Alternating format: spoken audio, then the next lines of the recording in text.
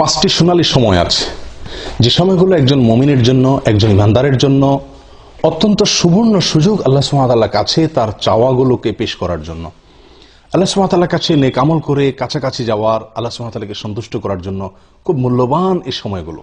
সেই সোনালী পাঁচটি সময় কখন? তার প্রথমটি হলো জোহরের সময়। মুসনাদে আহমদের এক হাদিসে বর্ণিত আছে, নবী সাল্লাল্লাহু আলাইহি ওয়াসাল্লাম জোহরের ফরজের আগে 4 রাকাত সুন্নাত সালাত নিয়মিত পড়তেন। কোন সাহাবী তাকে প্রশ্ন করলেন, ইয়া রাসূলুল্লাহ, আমরা আপনাকে দেখি সবসময় আপনি সালাতটি নিয়মিত আদায় করেন, এই 4 রাকাত সালাত কখনো ছাড়েন না, এর হেতু কি, রহস্য কি? নবী সাল্লাল্লাহু আলাইহি ওয়াসাল্লাম তখন বললেন তাদেরকে যে, দেখো, যখন সূর্য মধ্য আকাশ থেকে, ঠিক আকাশের সেন্টার পয়েন্ট থেকে পশ্চিম দিকে ঢলে পড়ে, অর্থাৎ জোহরের সময় শুরু হয়, তখন আল্লাহ সুবহানাহু ওয়া তাআলা আসমানের সমস্ত দুয়ারসমূহ খুলে দেন, সমস্ত দুয়ারসমূহ খুলে দেন, এবং সেগুলো আর তিনি বন্ধ করেন না জোহরের সালাত শেষ হওয়া পর্যন্ত। ফাউহিব্বু আন ইউসআদা লি ফিহা খায়র, তো আমি চাই, আমার কাছে ভালো লাগে, আমার পছন্দ হয় যে এই সময়ে আল্লাহ যখন আসমানের দুয়ারসমূহ খুলে দেন, এই সময়ে আমার কোনো নেক আমল যেন উপরে ওঠে, সেজন্য আমি নিয়মিত এই 4 রাকাত সুন্নাত আদায় করে থাকি।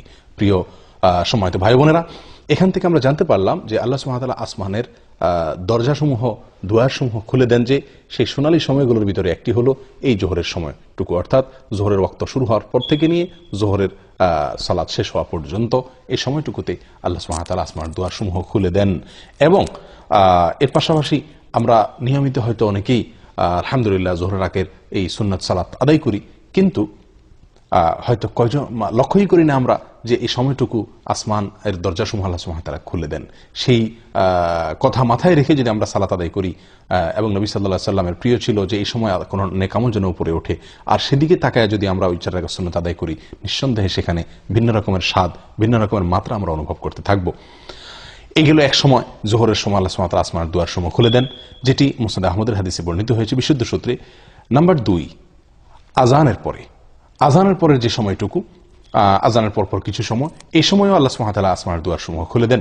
নবী সাল্লাল্লাহু আলাইহি সাল্লাম থেকে বর্ণিত হয়েছে সহিহ তারগীব ওয়া তারহিবের ভিতরে এর হাদিস, তিনি ইরশাদ করেছেন, ইযা নুদিয়া বিস-সালাহ, যখন সালাতের জন্য আহ্বান করা হয়, আযান দেওয়া হয়, ফুতিহাত আবওয়াবুস সামা ওয়াস্তুজিবাদ দুআ, তখন আসমানের দুয়ারসমূহ খুলে দেওয়া হয় এবং বান্দার দোয়া কবুল করা হয়।